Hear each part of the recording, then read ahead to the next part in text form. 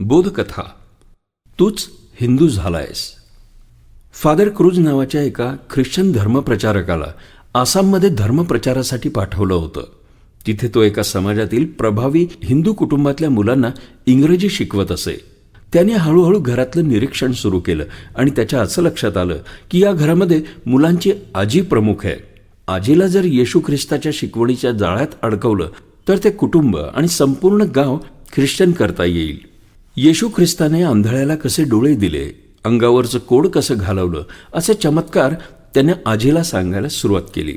आजीने पण त्यांना श्रीरामाने शिळेला हात लावताच त्याची स्त्री झाली, रामनामाचे दगड समुद्रात तरंगले, अशा गोष्टी सांगितल्या.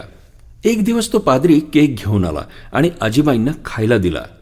त्याला वाटलं की आजीबाई केक खाणार नाही, पण आजींनी तो केक खाल्ला.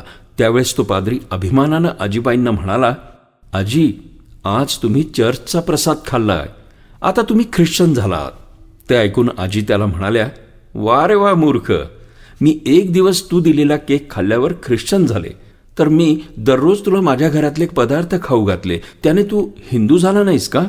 तू तर दररोज सनातन धर्माच्या या भूमीतले अन्न, हवा, पाणी घेतोस. तुझ्या शरीरातील प्रत्येक कण हा हिंदू झालाय.